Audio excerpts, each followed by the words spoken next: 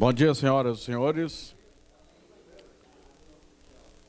Eu sou José Caldas e, em nome do deputado Mazinho dos Anjos, nós queremos dar as boas-vindas a todos para esta reunião de instalação da Frente Parlamentar para Análises e Proposições sobre a Mudança Climática.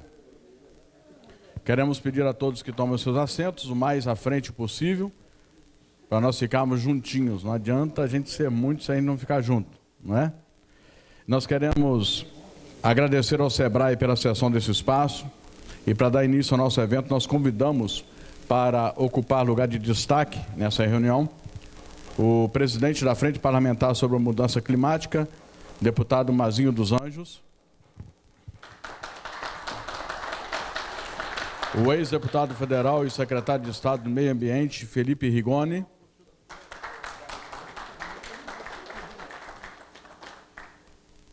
o economista e ex-secretário de Política Econômica do Ministério da Fazenda, no governo do presidente Itamar Franco, professor Winston Fritz. Ok. O secretário de Estado de Agricultura, Enio Bergoli. E o representante da Capitania dos Portos do Espírito Santo, comandante Paes. E para fechar a mesa, o fundador da Eco 55, startup do Clima Capixaba, dedicada a viabilizar a transição das empresas para a economia de baixo carbono, o publicitário, especialista em estratégia empresarial e economia do clima, Guilherme Barbosa.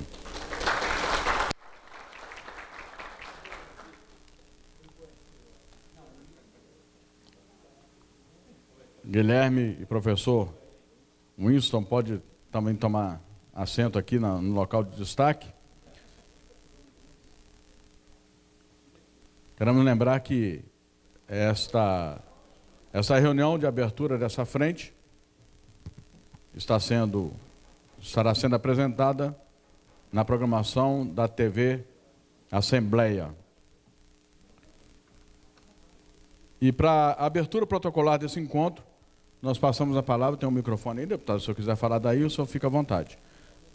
Passamos a palavra ao deputado Mazinho dos Anjos.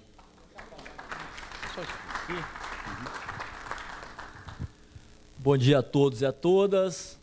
Declaro abertos os trabalhos da reunião de lançamento da Frente Parlamentar para Análise de Proposições sobre a Mudança Climática e devolvo a palavra ao nosso cerimonialista da manhã, Caldas.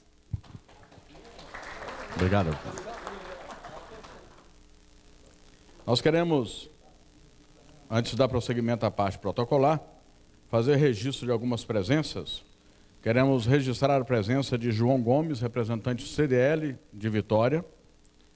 Registrar também a presença de Pablo Lira, do Instituto Jones dos Santos Neves. Registrar a presença do tenente-coronel do Corpo Bombeiro, né?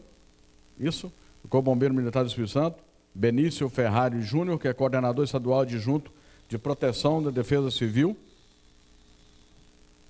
Queremos registrar também a presença de Carlos Saco, que é do grupo BMV, Brasil Mata Viva. Registrar também a presença de Marcos Marinho Del Maestro, subsecretário da Casa Civil. A secretária Manuela chegou? De longe eu não enxergo. Ok? E registrar a presença, que para nós nos alegra muito, dos alunos do SESI de Jardim da Penha, tá? Representados pelo Murilo Cristelo, mas também aqui presentes junto com ele, mais dois alunos, que é o Arian e a Ana. Inclusive o deputado vai dar a eles a oportunidade de uma fala sobre um projeto muito interessante. O futuro está aí. Estamos falando de mudança climática, é para vocês quem está falando. Tá bom? Carlos, aproveitar aqui também, citar o Michel, que é subsecretário da SEAG, doutora Flávia, especialista em direito ambiental, procuradora do município de Vitória, também está aqui presente, obrigado pela presença. Zael, que é presidente da Associação de Moradores de Jesus Nazaré, comunidade aqui próxima. Então, Empresário Du também está aqui, Du sempre participando, Alexandre também, subsecretário de captação do governo. Então a gente vai, à medida do evento, vai citando as pessoas. Tá? Obrigado, Caldas. Pode continuar. Aproveitar para registrar também Felipe Salles, da SEAMA. Okay? Dando prosseguimento, nós queremos falar sobre a razão da existência dessa frente. Criada pelo ato número 717, de 8/3/2023, publicada no Diário do Poder Legislativo de 9/3/2023, a Frente Parlamentar para Análises e Proposições sobre a Mudança Climática tem por objetivo debater e fomentar na Assembleia Legislativa do Espírito Santo e na sociedade capixaba ações e iniciativas que visam a contribuir com o desenvolvimento de políticas públicas de mitigação de riscos e de adaptação socioeconômica, necessárias à transição de nossa sociedade para o desenvolvimento de uma economia de baixo carbono, estabelecendo mecanismos eficientes para enfrentar seus impactos sobre a sociedade capixaba e brasileira e mundial. Tendo como presidente o deputado Mazinho dos Anjos, do PSDB, e como secretário executivo o deputado Dr. Bruno Rezende, do União Brasil, a assim chamada Frente da Mudança Climática é composta ainda pelos seguintes deputados: deputado Alan Ferreira, do Podemos, deputado Coronel Wellington Pereira, do PTB, deputado delegado Danilo Baiense, do PFL, deputado Deninho Silva, do União Brasil, deputada Janete de Sá, do PSB, deputado Lucas Polese, do PFL, deputado Lucas Escaramuza, do Podemos, deputado Pablo Muribeca, do Patriota, deputada Raquel Lessa, do PP, e o deputado Tiago Hoffmann, do PSB. Com a palavra, para dar continuidade, o presidente dessa frente, deputado Mazinho dos Anjos.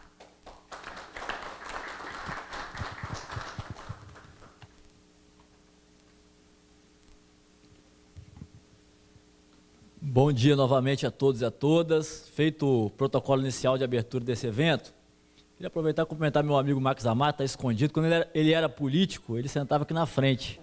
Agora ele está escondido. Quando ele virou empresário agora, da iniciativa privada, ele fica lá atrás escondido. O Max foi vereador comigo, um grande amigo.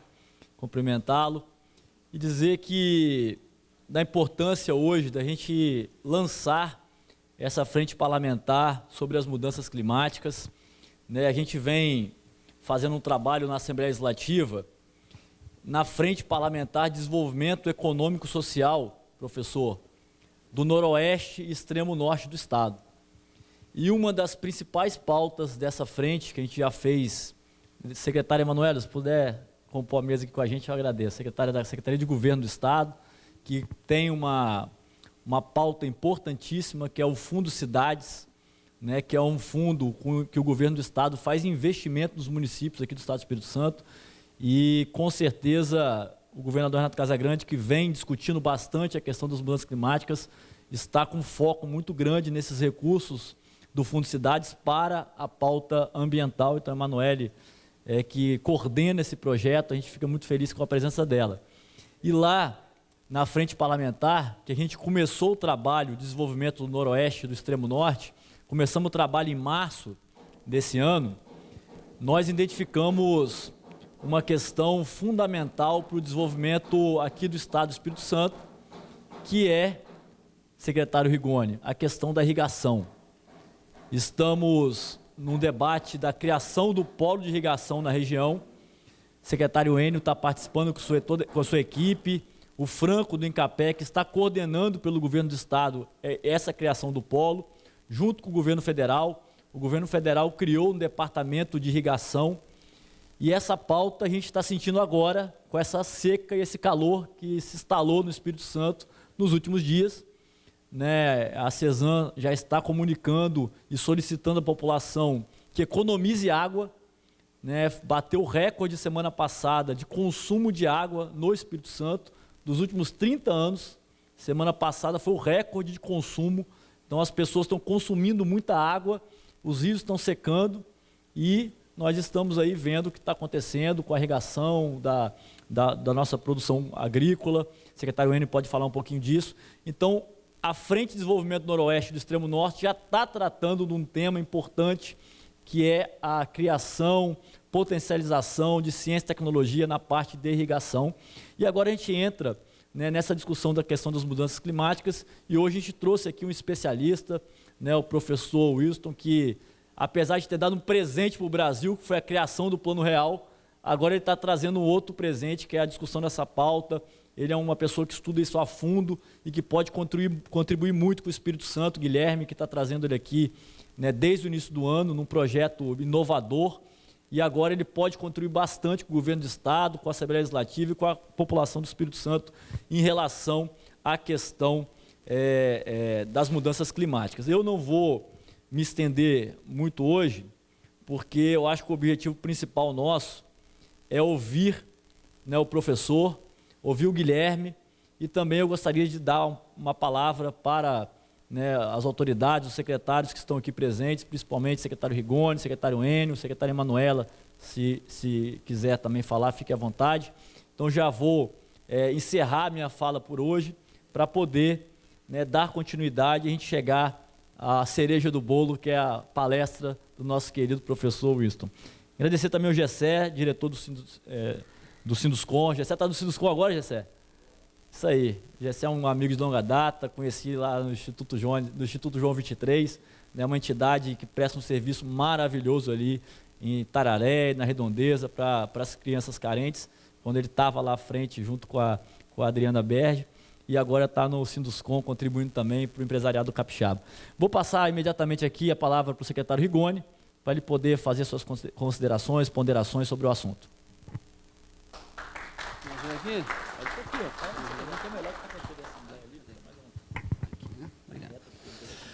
Bom, gente, bom dia a todos e todas. Queria agradecer, em primeiro lugar, ao deputado Mazinho e parabenizar pela iniciativa, que é muito importante que a Assembleia esteja ciente, consciente e atuante sobre o assunto das mudanças climáticas. A gente tem uma missão no governo do Espírito Santo, pessoal, que ela é muito dura, a missão, que é você fazer o enfrentamento às mudanças climáticas. É importante a gente saber que, né, por conta do aquecimento global, o clima está mudando, né, e está mesmo. Tem gente que ainda pergunta se está esquentando mesmo, se está mudando mesmo. Está, é só olhar, né, o que está acontecendo por aí, aqui no estado, fora do estado e etc. E nós precisamos fazer o enfrentamento a essas mudanças, especialmente aquelas mudanças que podem nos causar algum tipo de prejuízo.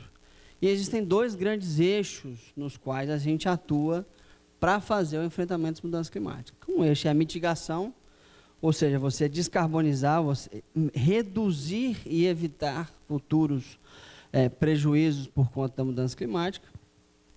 E o outro é a prevenção e adaptação, que é, dado que não tem muito jeito, que a gente vai ter mudanças climáticas mesmo, vai ter eventos cada vez mais intensos, cada vez mais frequentes, a gente precisa nos adaptar, né?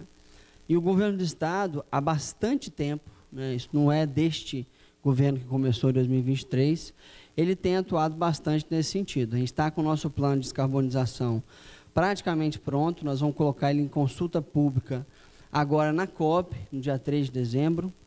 Ele fica pronto de verdade para todo mundo ter acesso e a sociedade poder atuar em cima em março ou abril do ano que vem. Então a gente vai ter aí o plano de como fazer tudo que a gente precisa fazer para chegar na neutralidade de carbono.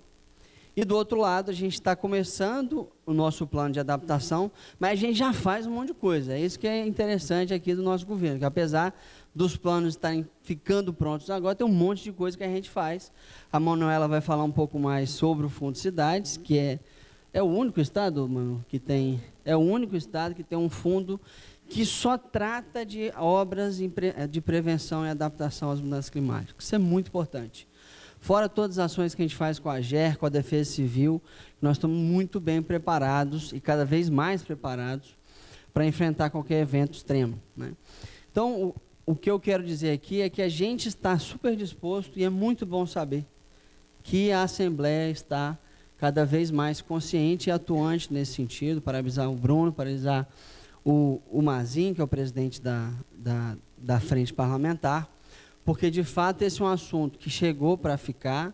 A gente tem que olhar para essa questão, a gente tem que fazer as ações necessárias para garantir não só que a gente não tenha prejuízo, mas que a gente também, a partir dessas mudanças, possa também ter prosperidade econômica, porque apesar de ser um risco, também é uma grande oportunidade, né?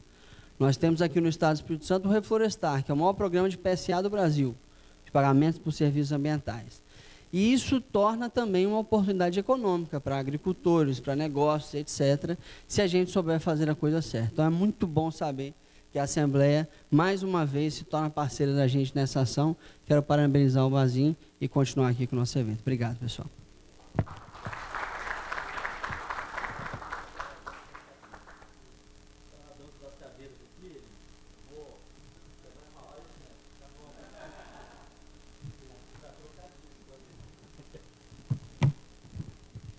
Bom dia a todos. Uma palavra bastante breve, né, sobre um segmento que é muito importante, que é a agricultura e seus negócios associados dentro do contexto das mudanças climáticas. Cumprimentar todos já devidamente citados, referenciados, cumprimentar meu subsecretário Michel, mas em especial o Mazinho dos Anjos, parabenizá-lo pela ação como deputado, né, de construir, de implantar uma frente, né, que é um assunto contemporâneo, não só para os capixabas, mas para o mundo como um todo, né? Discutir esse tema é, sim, estar em consonância com a ciência mundial, né? Existem ainda algumas pessoas e alguns países que ainda estão, né, com negacionismo com relação a esse tema, mas aqui no Estado não, né? Estamos discutindo, tendo propostas, programas de governos consistentes. O Felipe já colocou uma parte, a secretária Manuela vai colocar outra parte, né? Mas dizer que é um assunto importante, Mazinho, parabéns. O Michel me mandava uma colinha, eu falei, não, o professor Wilson vai fazer uma palestra daqui a pouco sobre isso. Mas assim, se pegar o último relatório de PPC, né, nós temos 18 mil publicações sobre o tema, 60 de pesquisadores de 65 países, né? Enfim, né? Então é um tema que afeta. Eu mesmo hoje, pela manhã, estava bem cedo na SEAS, no Bom Dia Espírito Santo, né, falando um pouco desses efeitos que estão acontecendo sobre o agro, né? Quem observa um pouco a natureza, né, não precisa nem estudar, é só ver e sentir, né? Nós tivemos um início do ano, né, seco, que deveria ter um pouco mais de chuva, depois no período que não se espera chuva aqui no Espírito Santo, professor, que foi julho, agosto e setembro, choveu, e depois na entrada do ciclo hidrológico do Espírito Santo, que deveria chover, né, que é outubro, novembro e dezembro, a chuva está muito abaixo da média. Tanto é que ontem a AGER, a Agência de Recursos Hídricos do Espírito Santo, publicou um decreto já para sensibilizar, num primeiro momento, né, a questão do uso da água. Então, assim, nós vivenciamos no dia a dia, mas não deixamos de ser competitivos por conta disso. Falava com o professor Wilson. O Espírito Santo, por ser um pequeno gigante na produção de alimentos, o Brasil é insuficiente para consumir os nossos produtos do agro, e por isso que nós precisamos de mais de 130 países, né, para onde são os destinos, né, dos nossos cafés, do nosso mamão, da nossa pimenta do reino, do nosso gengibre, né, de carne de frango, de carne de boi, de chocolates derivados do cacau, que são alguns dos produtos produzidos pelo Espírito Santo, e também da celulose, né? Alguns deles, o Espírito Santo, embora seja muito pequenininho, é o maior exportador disparado em relação aos demais estados do Brasil. Como nós temos uma economia aberta, Mazinho, nós estamos submetidos a todas as regras internacionais.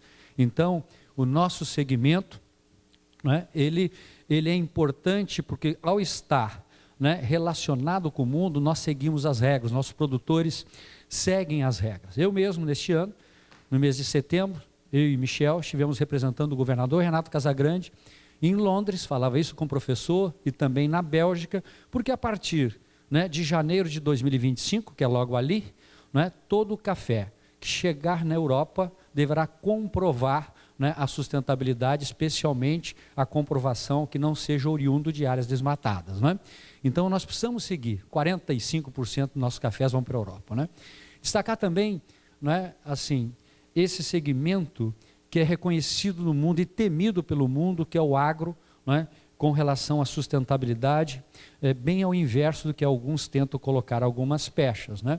Se nós pegarmos os dados censitários, né, temos nosso presidente do Instituto Jones, que trabalha com dados, se comparar os dois últimos censos agropecuários, né, em 2007, nós tínhamos 82% das nossas propriedades com aqueles sistemas de irrigação, professor, né, de autopropelido, aspersão jogando. Hoje quem vai para o norte nem vê mais irrigação.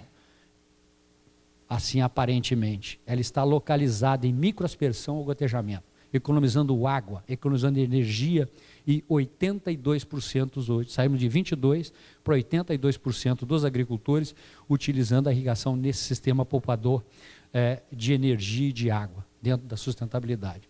Então, assim, temos muitos projetos interessantes, não é? O Espírito Santo, que não é, assim, vamos tirar o Distrito Federal, que aquilo ali não tem característica de Estado, né, nos arredores de Brasília. O Espírito Santo é o Estado que proporcionalmente tem o maior número de irrigantes do Brasil na agropecuária. 43% dos nossos produtores irrigam, né, ou pelo menos declararam para o IBGE. Nós achamos que isso é um pouco mais, inclusive, né, porque não se faz agricultura sem água. Quem está falando isso, ou demonstra alguma ignorância, né, ou uma utopia. Então nós precisamos da água assim, estamos utilizando de forma adequada. As temperaturas elevadas estão aí, estão afetando muito, né? Temos cultivo protegido, mas isso não é uma realidade para todos os produtores. Portanto, temos muitos avanços, né, porque a agricultura capixaba, apesar de pequena, como eu falei, né, ela é um exemplo para o mundo e nós precisamos discutir sim esses impactos com todo o nosso aparato governamental aqui do Espírito Santo, com o setor privado e também, né, contribuindo, né, com o Brasil. Nós temos boas cabeças aqui, temos boas instituições, vamos enfrentar esse tema e vamos vencer. Um abraço, parabéns mais uma vez, Mazinho, pela sua iniciativa. Obrigado, Enio. Enquanto a Manuela se coloca ali, queria aproveitar e cumprimentar também a Eisen Monteiro, que é subsecretária de Negócios Sustentáveis da SEAMA, a Juliana Reis, que é secretária executiva do Programa Capixaba de Mudanças Climáticas do Governo do Estado, também está aí. Então, cumprimentando as duas, a gente segue o cerimonial com a secretária Emanuele. Bom dia.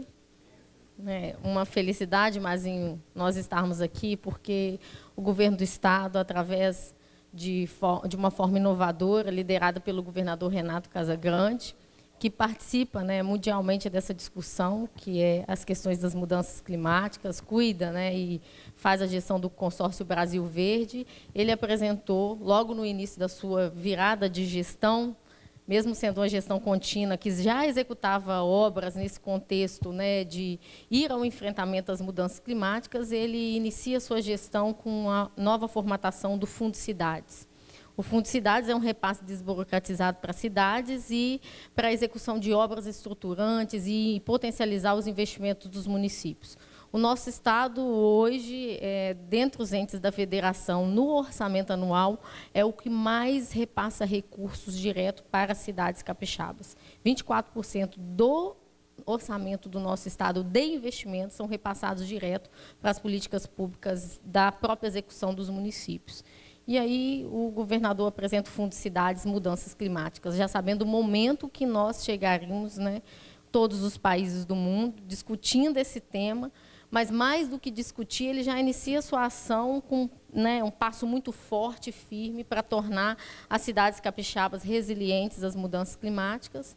E nós iniciamos aí uma discussão ampla, né, e é muito importante, eu queria parabenizar, Marzinho, que a Assembleia também esteja nessa ampla discussão, que é a porta do cidadão capixaba, e de uma forma que, muito além do que os gestores municipais enxergaram, que nós vamos precisar atuar firme e forte neste enfrentamento, mas também os cidadãos, gestores e cidadãos de mãos dadas, para a gente fazer frente a esse grande e difícil momento, né?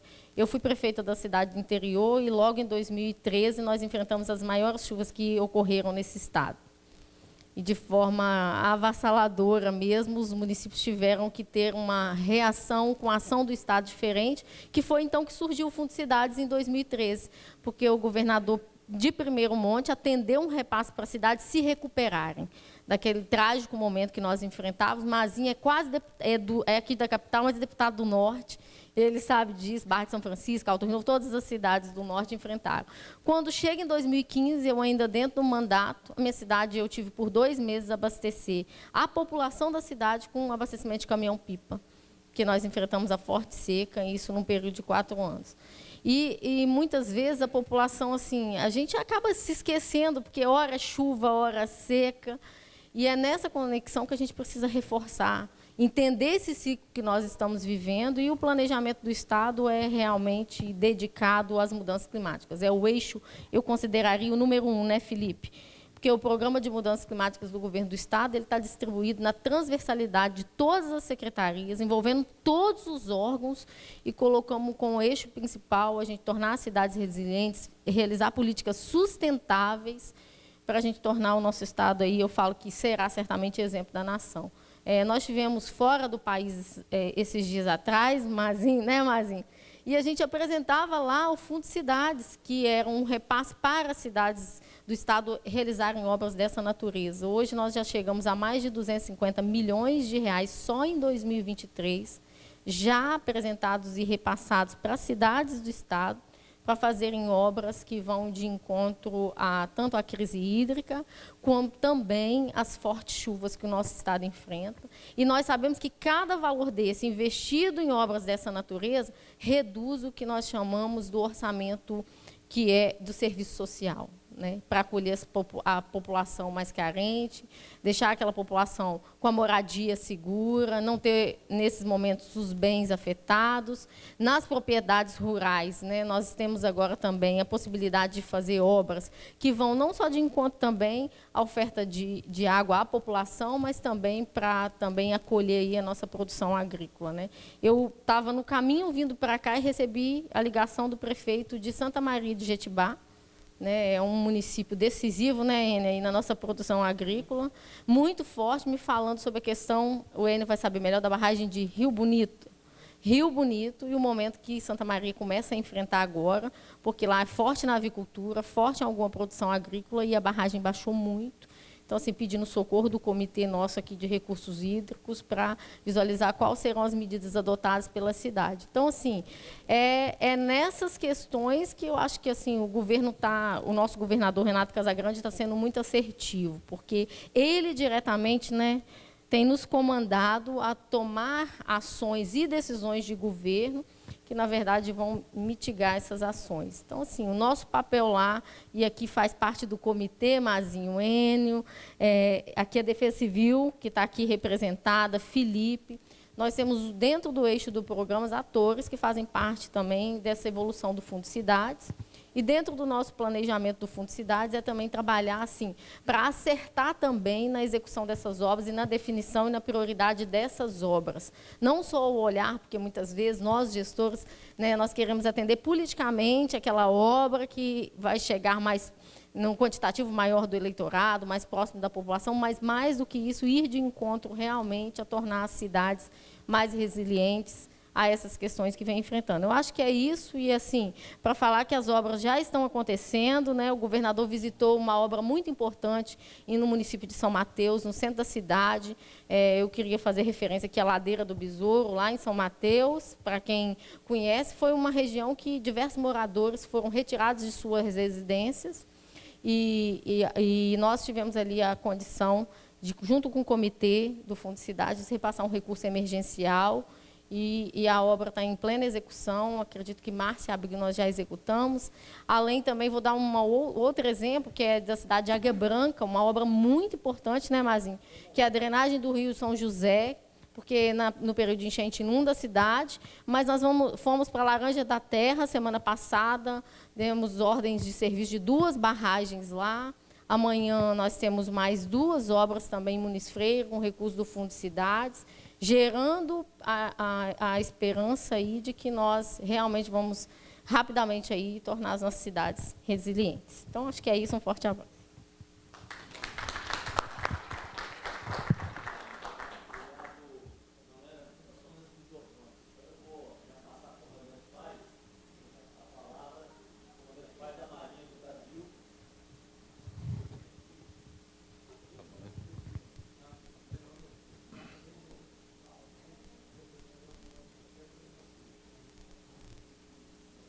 Bom dia aos presentes. Primeiramente, agradecer ao deputado Mazinho pelo convite.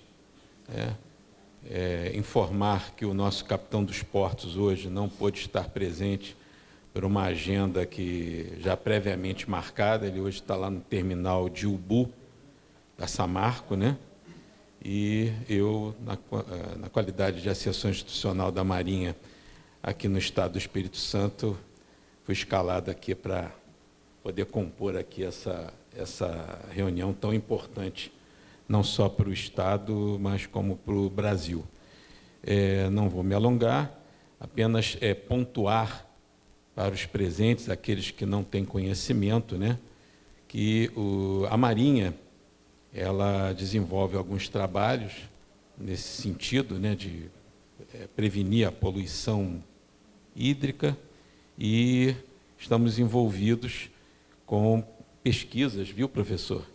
Que já coloco à disposição, caso o senhor já não tenha esse intercâmbio com a Marinha e a comunidade científica que nós abrigamos lá na Antártica, né? Mas a Marinha tem uma estação antártica já há muitos anos, já há mais de 40 anos, o Brasil está na Antártica, e hoje nós temos uma das estações mais modernas do mundo, lá no continente antártico. Para quem não sabe, a presença do Brasil na Antártica possibilita que nós tenhamos voto nos destinos da Antártica. Para quem não sabe ainda, a maior reserva de água doce do planeta está na Antártica. E o que a comunidade científica que a Marinha recebe na estação mais desenvolve lá é a melhoria da acurácia da previsão meteorológica. E isso impacta, senhor secretário de Agricultura, senhor secretário de Meio Ambiente, impacta diretamente no agronegócio, né? Então, ao longo desses 40 anos, muitos trabalhos têm sido implementados pela comunidade científica que passa um tempo na Antártica, né? A nossa tripulação de militares fica lá durante 12 meses, né, se comunicando com a família por vídeo, né, e tudo, mas a comunidade científica vai se revezando a cada 3, 4 meses, e é um trabalho que, estou vendo aqui os estudantes, né, eu concito vocês a entrarem na página da Marinha e entenderem um pouquinho o que o Brasil está fazendo lá na Antártica. É um trabalho de excelência e é um dos pontos que a Marinha está lá apoiando. E, para finalizar, o papel da Capitania dos Portos, entre outras missões que nós temos, né, mas como nós estamos hoje aqui na mudanças climáticas, a Capitania dos Portos, né, que representa a Autoridade Marítima Brasileira, junto com as delegacias e agências ao longo do Brasil todo, a gente trabalha na prevenção da poluição hídrica. Isso, evidentemente, em parceria com o Estado do Espírito Santo, em parceria com o IBAMA, em parceria com o Corpo de Bombeiros, a Polícia Militar. Então, a gente faz um trabalho importante, e o professor sabe melhor do que todos nós aqui, né, que são as correntes marítimas e as correntes de ar que mantém o balanço térmico do planeta. Momento que, por exemplo, os nossos oceanos, né, não são bem cuidados, começam a ficar extremamente poluídos, né? Isso altera a questão de temperatura do mar, temperatura das correntes de ar atmosféricas, e a gente já está testemunhando aí, né, algumas catástrofes climáticas aí em torno do planeta, né? Então, esse é um trabalho que a gente desenvolve aqui, com ajuda, evidentemente, e parceria com outros órgãos, tá? Então, eu encerro aqui. Obrigado pela atenção, obrigado, deputado, aí, pela oportunidade, e sucesso aí na empreitada e na iniciativa. Muito obrigado.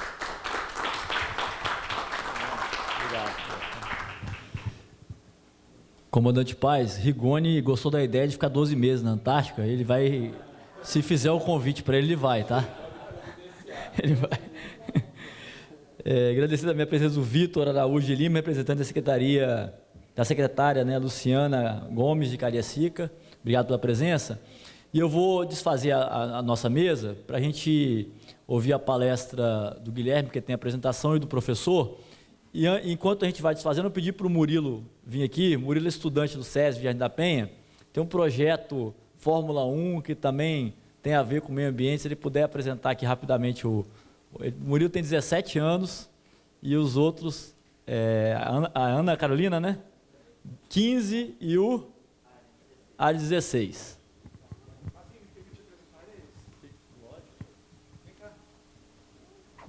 Gente, esse aqui é um case muito interessante. E é bom contar a história como ela é. Existe um programa da Fórmula 1, que chama F1 in Schools, que 2 professores do SESI de Jardim da Penha, entusiastas por automobilismo, viram esse projeto e resolveram implantar por conta própria no SESI. E esse processo gerou tantos frutos que eles acabaram de ser pentacampeões capixabas na modalidade, que são uns pequenos carrinhos simulados, que a Fórmula 1 tem todo um prognóstico para fazer, e eles já tiveram acesso, já foram 2 vezes representar o Brasil fora do país, em Londres, em Silverstone, no templo do automobilismo mundial, e em Singapura, não foi isso? Conta aí um pouco disso para a gente. Bom dia, gente. Como ele disse, nós fazemos parte de um projeto chamado F1 in Schools, criado pela própria Fórmula 1, onde estudantes de 12 a 19 anos são incentivados a criar uma empresa simulando uma escuderia de Fórmula 1. Então, a gente está aqui representando nossa equipe, Team Pocadores, bem capixaba. E na competição são avaliadas as diversas áreas dessa nossa empresa. Então, por exemplo, nós temos a diretora de marketing, Ana Clara, nosso designer gráfico, eu sou o gestor financeiro e cuido da parte de sustentabilidade, que também é avaliada nos torneios, não só a parte ambiental, como a social e econômica. Então, por isso, nós tentamos sempre melhorar nesse aspecto e buscar novas ações que a gente possa fazer para melhorar essa parte na nossa equipe. Então, um exemplo que a gente pode citar é que a gente fez uma parceria recentemente com a Eco 55.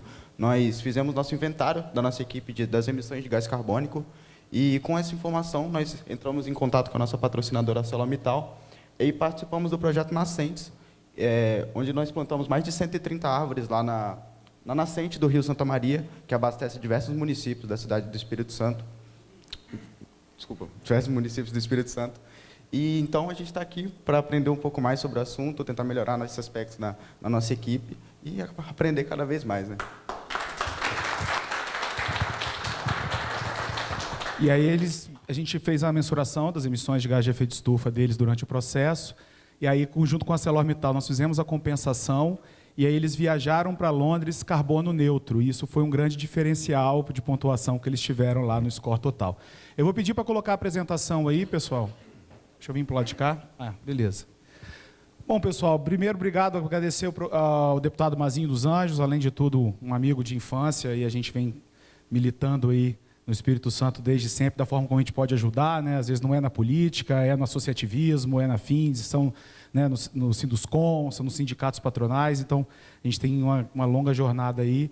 E a iniciativa de criar uma frente parlamentar de mudanças climáticas vai ser muito bem explicada pelo professor Winston no final, como é que o Estado precisa participar dessas ações, né, independente de quem seja a responsabilidade e os caminhos a tomar. Então, aqui eu vou falar com vocês... É para mirar lá, né? Então, eu vou falar com vocês aqui hoje sobre mudança climática e como é que isso impacta a nossa atividade econômica, né? E a nossa sociedade aqui de uma maneira geral. Então, para me apresentar, meu nome é Guilherme Barbosa, tenho 43 anos, tenho 1,80 m, sou moreno, tenho uma franja que é preta, mas se baixar a cabeça fica branca, e estou 300 gramas abaixo do peso do Felipe Rigoni. E, com isso, a gente criou o Eco 55, o professor Winston, além de um grande conselheiro, é meu sócio nessa empreitada, e a gente encarou e encara juntos o que a gente chama do maior desafio de inovação da humanidade, né? A gente que é justamente reduzir pela metade as nossas emissões de gás de efeito de estufa até 2030. Eram 10 anos essa frase, agora a gente já tem 7, a partir do ano que vem a gente só tem 6, e a gente começa a escutar aquele reloginho do jacaré atrás do Peter Pan, então assim, do pirata. Então, a gente precisa fazer alguma coisa com isso. E por que a gente tem que discutir isso aqui no Espírito Santo?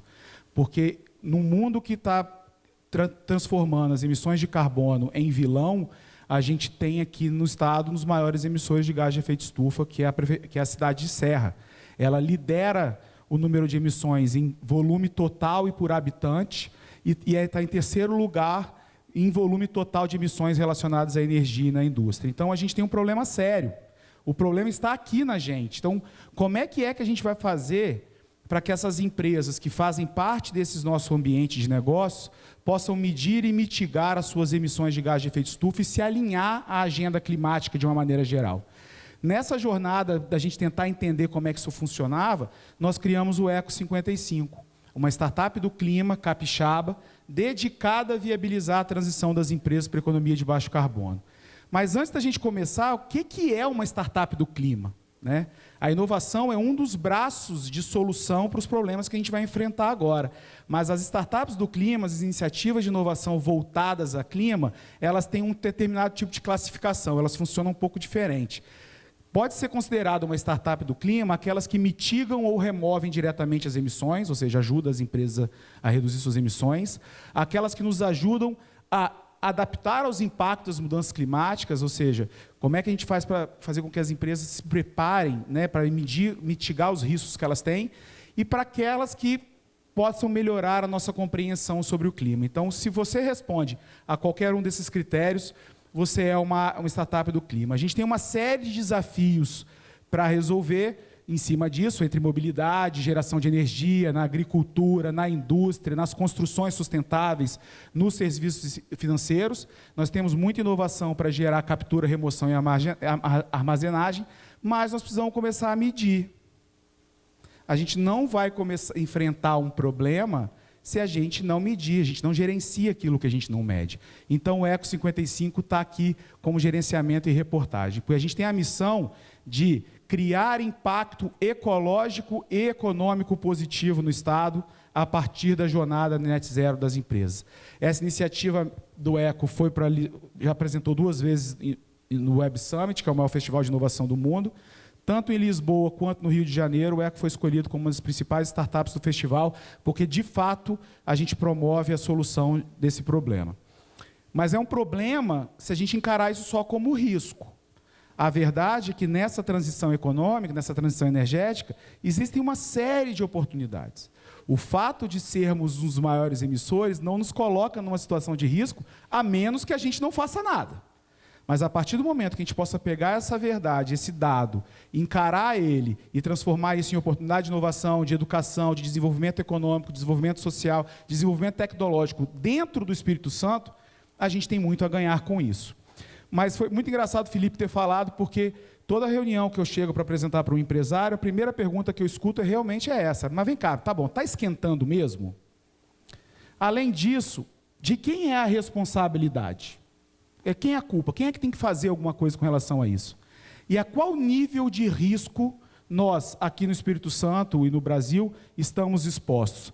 E o que pode e o que deve ser feito? Então, eu rapidamente, para deixar todo mundo na mesma página, eu vou passar sobre essas 5 perguntas e a gente vai buscar responder cada uma delas muito rapidamente. Então, a primeira é, alguém tem dúvida que está esquentando o planeta? Alguém teve em Vitória na semana passada? Então, os impactos das mudanças climáticas já estão sendo percebidos. Assim, não é uma questão de se vai acontecer. Nós já estamos sendo impactados. E a gente está cansado de ver isso. Isso aqui é um print rápido de um número de matérias que teve na semana passada no Brasil. Felipe, nós temos aqui apresentando mais de 10 matérias na tela, mostrando os efeitos do aquecimento no Brasil na semana passada. Na verdade, a gente não está em processo de mudança climática, a gente está num processo de rota, de um colapso climático. Eu não vim aqui mostrar para vocês o terrorismo que a ciência já mostra, não o terrorismo, né? Os dados são muito ameaçadores, eles são muito feios, eles são extremamente agressivos. Se a gente não fizer nada, a coisa tende a piorar muito mais. Esse calor que a gente teve em outubro, ele vai ser o nosso inverno. Então, a gente está em rota desse aquecimento, da mudança climática. A verdade é que muita gente não faz nada porque demoramos muito como ciência, como empresários, como sociedade, a entender a correlação entre as emissões humanas, né, as emissões de gás de efeito estufa, o aquecimento global E mesmo aquecendo, se é que vai mudar o clima mesmo ou se isso é passageiro. Nos últimos 20 anos, os modelos matemáticos evoluíram demais e hoje já é possível afirmar categoricamente que há essa correlação direta. Então, isso é uma página virada, a gente não tem mais que conversar sobre isso. Não é mais aquele papo, o Jô Soares fez lá uma entrevista em 96 e um negacionista. O cara que foi PhD em física e ganhou o prêmio Nobel, agora fala. Não é isso, a questão não é essa. A gente tem que tomar muito cuidado com quem está buscando holofote. Porque qualquer dado científico que você buscar, a gente entende que há uma correlação entre as emissões de carbono na atmosfera num universo de 10 mil anos. Que a concentração de carbono vem aumentando e aumentou drasticamente nos últimos 20. E que há diretamente uma relação entre queima de combustível fóssil, que começou basicamente no início da Revolução Industrial, ao aumento de concentração de gás de efeito estufa na atmosfera. E, por conta disso, uma correlação direta com o aumento de temperatura. Então, isso cientificamente já é ultrapassado. E não tem mais que conversar sobre isso. Está aquecendo, está mudanças climáticas, nós já estamos num período que isso pode acontecer. Nos últimos 7 anos mais quentes da história do planeta Terra aconteceram nos últimos 7, né? Depois de 2014. Nós já chegamos esse mês agora a ter registros de temperatura média global acima de 2 graus Celsius, enquanto a média esperada pela ciência é de 1,5. E é em cima disso que a gente está trabalhando. Então, está esquentando mesmo? Tá. Isso aí é uma coisa que a gente não tem mais que perder tempo com isso. Entendeu? Os negacionistas não passarão, porque a ciência veio para mostrar isso. Mas de quem que é a responsabilidade? Quem é que vai ter que fazer alguma coisa com relação a isso? Porque se você for olhar quem é que causou o problema e separar isso por países, você vai ver que os países desenvolvidos e a China fizeram uma bagunça. E agora é justo você virar para o Senegal e falar que ele não pode queimar carvão, enquanto é a energia que vai criar o desenvolvimento econômico dela? Então você tem uma confusão geopolítica enorme em cima disso, que o professor Winston vai falar depois, mas a verdade é que para 1,5 graus, para a gente manter o que a ciência exige, nós já enchemos o balde em 91% de emissões. Só restam 9% de emissões, que é o nosso orçamento de carbono, o que a gente pode emitir até 2030, até 2050, para que a gente possa manter a temperatura global em apenas 1,5. Mas, infelizmente, o caminho está muito ruim. Mas tem muita gente que fala bem assim, Guilherme, qual a diferença entre 1,5 e 1,8, 1,2? Não parece uma diferença de temperatura tão pequena, né? Mas uma vez que a temperatura da média da Terra é de 15 graus Celsius, você aumentar em 1,5 a temperatura da Terra, você está aumentando a temperatura da Terra em 10%. Considerando você com febre, colocar um termômetro debaixo do braço, sua temperatura média vai estar em 36,5. Se você aumentar em 10% da sua temperatura, você está com febre. Então, o que a gente está promovendo na Terra é uma febre.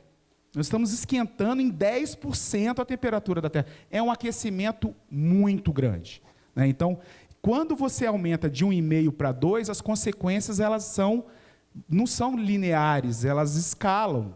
Então, quanto mais quente, com 1,5, a gente vai ter um aumento de número de dias quentes no Brasil de 16%.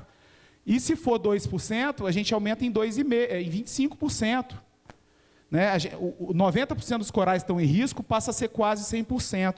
Então, a gente tem que tomar muito cuidado que cada 10º de grau importa. E a gente vai ter que fazer com isso muito rápido para que a gente possa segurar esses efeitos. Ainda na tese de quem é a culpa, se você olhar esse gráfico aqui, de onde é que a gente vai ver o fluxo de exportação de emissões? Aqui, Rigoni, eu tenho um mapa mundi, onde mostram todos os países, setas direcionando. A China manda 226 milhões de toneladas de carbono só para os Estados Unidos, quando fabrica o iPhone lá e manda o iPhone para os Estados Unidos. Ou o iPhone que você está no bolso aí foi feito no Brasil. Então, essas emissões, elas circulam, apesar de ela ser emitida na China, e aí a gente começa a bater na China, mas e o iPhone que está no seu bolso? Como é que fica essa conta? Então, essa exportação de carbono por conta do consumo, ela acontece dessa forma, mais ou menos, porque nesse gráfico que eu estou mostrando, não apresentam as atividades de mineração e de indústria de transformação, que é basicamente o que a gente faz aqui no Brasil. Quando a gente inclui essa conta nesse gráfico, sabendo que nós somos parte da cadeia de suprimentos do mundo, né, essa conta começa a cair para a gente, porque os negócios brasileiros estão em toda parte. Eu tenho uma foto aqui, Rigoni, você ia gostar, que é uma tábua de carne com uma carne mal passada, cortada num pedaço de 2 dedos, assim, com uma camada de gordura de 1 dedo. O boi dessa foto, a tábua de carne dessa foto, os talheres de inox dessa foto, o tomate, a cebola, os produtos agropecuários que estão nessa foto, fazem parte da dieta de todo mundo, no mundo inteiro. Então, o Brasil está nessa foto e ela é exportada para todo mundo. E se você não come carne, não tem problema, porque a soja também é responsável disso. O seu tofu não está fora disso, não. Então, que é a principal causa de desmatamento, muito dessa soja, claro, para alimentação animal. Então, quando a gente traz essa situação para o Brasil, como é que o mundo enxerga a gente aqui? Se a gente está em 6º lugar entre os maiores emissores de gases de efeito estufa, se a gente emite pouco mais do que 3% do total mundial, a gente integra o grupo, o Pareto, né? Nós estamos entre os 20% que mais emitem carbono, responsáveis pelo 20% das 78% das emissões de carbono do Brasil. Para que isso possa caminhar para o net zero, o mundo não tem outra alternativa de guiar-se sobre a ciência. E a ciência apregou aqui, em que pese que a gente vai ter que reduzir, nós ainda vamos experimentar um aumento de emissões até 2025. Porque as ações que a gente está tomando agora, de governo, de sociedade, de empresa, elas vão começar a surtir efeitos só um pouco mais para frente. Enquanto isso, o business as usual ele continua funcionando. Mas a gente precisa reduzir nossas emissões em 43% até 2030. Isso é mandatório, isso é Science-Based Targets, alvo baseado em ciência. É como o mundo está trabalhando. Não importa qual empresa que você tem, qual negócio, se você é governo, se você é setor, não importa. Todos os negócios precisam cortar em 43% suas emissões até 2030. Para que a gente tenha a chance de, cortando essa gordura inicial, chegar em 2050 líquidos em emissões. Nós não seremos zero. O Espírito Santo, com a característica industrial dela, zero, net, nunca. Vai ter que ter iniciativas que compensem as emissões. E não é uma questão de si, é quando. A gente precisa correr atrás disso. As grandes indústrias que estão aqui localizadas no Espírito Santo estão preocupadas com isso, porque, como bem disse o Enio, o secretário, é regulado pelo cliente lá fora. Nós somos exportadores, então é importante que o Estado também participe disso e regule a atividade normal, porque a gente já vê no mundo que existe uma taxa de descarbonização. O mundo já está descarbonizando, não na velocidade que deveria, mas o mundo, de uma forma geral, já está descarbonizando muito pelo rápido crescimento das energias limpas ao redor do mundo. O professor Winston vai falar sobre isso depois. Mas a gente precisaria reduzir isso numa velocidade muito maior, uma taxa de 15% ao ano. E isso é um troço muito complexo, precisa de dinheiro. Só que o que acontece? Se a gente pouco fizer, ou fizer o que estamos fazendo e planejando, tudo que já tem desenhado no mundo, a projeção de temperatura no mundo nos levará a 2,4 a 3,5 em 2100. Então, você imagina, se está ruim para a gente agora, que está em 1,2, dobrar o aquecimento global como está agora, os efeitos tendem a ser muito grandes.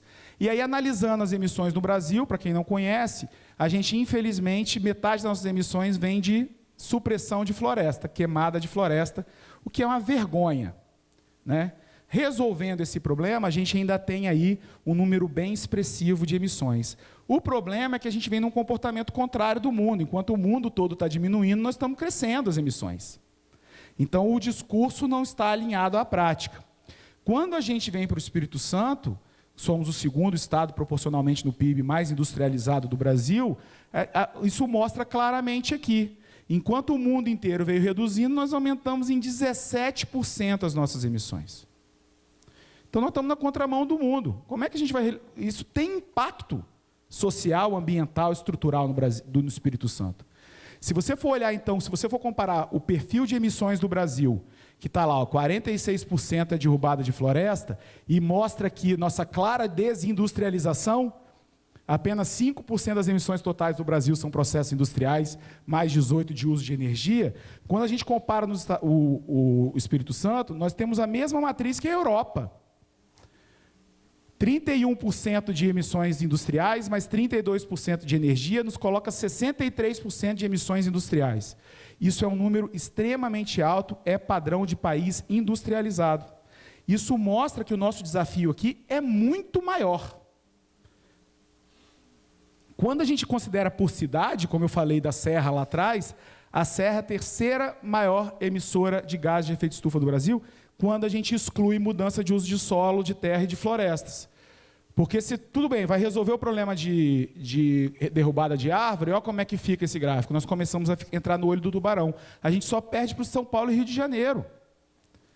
E quando você vai para o município, então, você tem isso ainda um pouco mais claro. Por exemplo, Linhares aparece ali em segundo, porque tem 2 termoelétricas.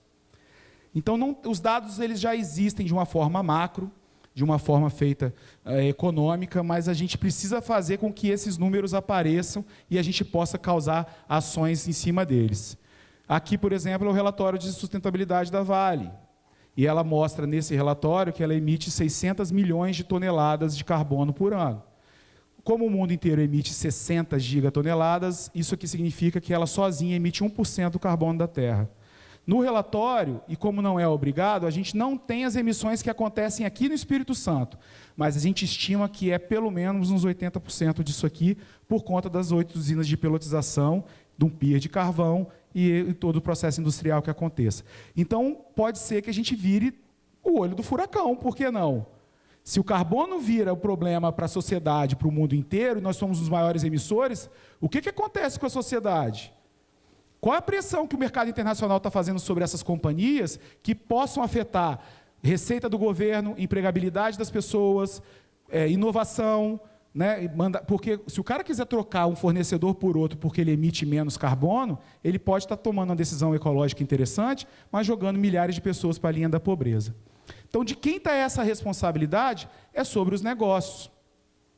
Todas as empresas precisam parar para medir e mitigar suas emissões de gás de efeito estufa. E não sou eu que estou fazendo isso, não sou eu que estou dizendo isso. Uma pesquisa do SAP, junto com o Fórum Econômico Mundial, mostra que no mundo inteiro os consumidores entendem que 96% deles dizem que a responsabilidade sobre tomar atitude climática está sobre os negócios. Eles que têm que reduzir suas emissões. O problema é que o ritmo de inventário e de publicação, como rege o protocolo brasileiro de gás de efeito estufa, ele vem numa velocidade de crescimento grande, mas apenas 800 empresas reportaram suas emissões no ano passado no Brasil, num universo de quase 20 milhões. Então, como é que você tem dado para trabalhar política pública ou para trabalhar investimentos se você não tem o dado das empresas? Apenas 3 empresas no Espírito Santo reportaram. ArcelorMittal, Marca Ambiental e VIX Logística. Nós temos 127 mil empresas no Espírito Santo. Então, qual é o nível de risco que a gente está exposto se a gente simplesmente ver essa onda passar e não fazer muito sobre isso? Então, a gente tem que entender que mudanças nos biomas são esperadas até 2050 no mundo todo. Então, o aumento da temperatura afeta os serviços ecossistêmicos, oferta de água, oferta de energia, oferta diretamente a condição de vida do ser humano. O aumento de temperatura no mundo ela é irregular, ele vai subir mais em alguns lugares e vai variar em outras regiões. No Brasil, então, é clássico. Tem lugar que vai ficar mais quente, mas por isso ele vai ficar melhor para a agricultura, para algumas culturas. Em compensação, outros lugares vão ficar mais frios ou mais quentes e não vão adaptar mais àquela determinada cultura que pode ser o objetivo social ou econômico daquela região. E a frequência de secas extremas, é engraçado quando a gente fala de clima, né? Como bem disse o Enio, a gente está falando ou de falta de água ou de excesso de água. Então, esse é o jogo. Então, como as secas extremas elas têm uma probabilidade de acontecer cada vez maior a partir daí, e também as precipitações extremas, sobra para a gente fazer política ou vai sobrar para você, na defesa civil. Né? Ou vai sobrar para você tocar seu telefone, ó, choveu, tem que ir lá. Então, o que a gente tem que fazer com relação a isso? Entender quais são os impactos, para que a partir daí a gente possa tomar as ações. E eles são, aqui rapidamente para vocês, de 6 ordens. Eles são crescentes, então eles são previstos aumentos de impacto econômico em virtude das mudanças do clima de 2 a 20 vezes maior em comparação com o que a gente tem hoje. Ele é espacial, então ele se manifesta localmente Não adianta estar quente lá no Rio de Janeiro. O que a gente precisa se adaptar é localmente, é na região, né? O impacto do risco climático ele é físico, ele está presente em uma determinada comunidade, uma área geograficamente definida. Ele é não estacionário, porque à medida que a Terra continua a esquentar, esse aquecimento vai continuar a acontecer, os eventos vão continuar acontecendo, então não tem uma chance da gente... Não, beleza, o máximo que vai acontecer é o que aconteceu semana passada, então a gente pode ficar tranquilo. Não é por aí. Ele vai continuar aumentando, porque ele é sistêmico. Porque ele pode ter... A gente teve várias empresas aqui que tiveram problemas, por exemplo, que a chuva foi lá no norte do estado, rompeu a BR-101, você não tem ligação para a Bahia, você impacta lá a pousada na Bahia, o verão do turismo baiano, porque você teve um impacto no Espírito Santo. Então, a repercussão, às vezes, é local, mas ela também é sistêmica. E, infelizmente, quem sofre mais é o pobre. Quanto maior for o efeito da mudança climática, mais regressivo é. Ele cria uma diversidade. Porque, isso é estudo, em cada 10 pessoas, os maiores impactados com isso são mulheres negras. 70% quem vai sofrer são mulheres negras. E estamos, apesar do nosso interesse, dos nossos fundos, das nossas necessidades, a gente ainda está subpreparado. Nós estamos começando essa jornada. Aqui no Espírito Santo a gente tem uma maturidade muito alta no programa Reflorestar, Fundos Cidades, iniciativas da Secretaria de Meio Ambiente, mas a gente ainda está subpreparado, porque se a gente não está sabendo ainda até que ponto isso pode ser impactado, o que a gente está fazendo agora ainda é o embrião daquilo que é necessário ser feito, que é mostrar para as pessoas que os impactos são não lineares e terá repercussão em todo mundo. Porque tem repercussão na habitabilidade, trabalhabilidade. Por exemplo, um cliente do Eco 55, a EDP aqui, ela tem os meninos que vão medir o relógio, né? Né? Fazer leitura. Na semana passada, os termômetros aumentaram, ficaram acima de 35 graus, a trabalhabilidade desses caras que estão circulando na rua é afetada. O risco de estresse térmico desses trabalhadores virem a óbito aumenta assustadoramente. Então, isso impacta não só na parte de vida, mas de trabalho também. Então, muitas empresas estão ameaçadas por causa disso. Assim como sistemas alimentares, né? A gente passou rindo o julho que estava enchendo o reservatório, 3 meses depois nós estamos, pelo amor de Deus, gente, não vamos gastar água. Né? Então, o sistema alimentar está totalmente direcionado a isso. Os ativos físicos, a gente viu alguns eventos climáticos esse ano, no Havaí, na Itália, e de grande devastação, com fogo, às vezes com a ignição de um raio, como está acontecendo no Pantanal agora. Então, a gente tem ativos físicos que podem ser impactados com isso, e todos eles precisam de um plano de adaptação também, assim como serviços de infraestrutura que o governo, que a sociedade, que as concessionárias oferecem, que podem impactar a continuidade dos negócios. Então, você vê que esse é um risco sistêmico. Não é uma coisa só que precisa ser feita. São várias coisas. E por último, aqui ficou faltando, o impacto também sobre o capital natural. Né? Se a gente tem aumento de elevação de nível de mar, se a gente tem a pesca com aquecimento global, ela é alterada pela temperatura dos oceanos. Então, de maneira geral, isso bota em perigo o habitat humano. Então, à medida que a gente entende isso, o que a gente pode fazer, o que deve e o que pode ser feito a partir disso?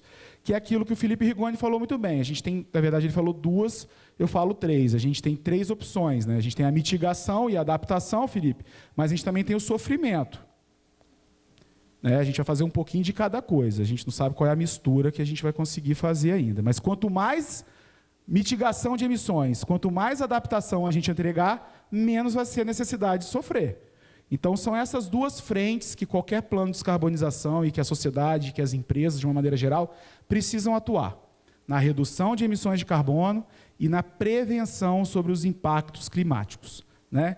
A mitigação, ela acaba sendo de maior responsabilidade dos governos estaduais, porque o impacto é regional.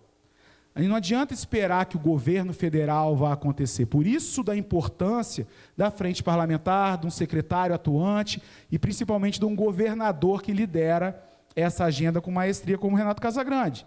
Mas ele tem que envolver todos os setores da economia. É assim que a ciência manda. Não importa se você vende marmita ou se você tem uma plantação de arroz, você vai ter que reduzir em 43% as suas emissões. O reflorestamento e as políticas que acontecem, o programa Reflorestar é um grande exemplo disso aqui, um case nacional, eles são um ativo importante de mitigação dos efeitos, porque é uma solução baseada na natureza. Mas ela, por si só, não resolve o problema. As emissões só de consumo de gás natural que a gente tem no Espírito Santo, que é da ordem de 800 milhões de toneladas de gás, metros cúbicos de gás, representam quase 2 milhões de toneladas de carbono emitidas. Se a gente tivesse que compensar plantar árvores só para essas emissões, a gente precisaria de 44 sooretamas, deputado Mazinho dos Anjos. E aí a gente tem esses 3 vetores que a gente precisa trabalhar. As cidades precisam trabalhar nisso. Além de ser isso subnacional a nível estadual, é muito importante a presença das prefeituras, porque as cidades influenciam todos os sistemas. O agronegócio, como a gente falou, 50% das emissões no Brasil vindo do deflorestamento, é muito importante que Floresta em Pé vire dinheiro, como pagamento de serviços ambientais e, no futuro, mercado de carbono, que vai virar daqui no Brasil. Mas a tentativa de regular de acordo com as ideias do agro fizeram com que a pauta desse uma freada e tiraram o agro do negócio, mas como bem disse o secretário de Agricultura, o Enio, não importa se tiraram do processo, porque quem manda é o cara que está comprando lá fora. Então, nossos produtores já estão reportando e construindo seus negócios alinhados à política internacional, em vez de ficar esperando que no Brasil isso aconteça. E na indústria, por óbvio, a gente tem, principalmente aqui no Espírito Santo, uma matriz industrial muito suja, dependente de carvão mineral.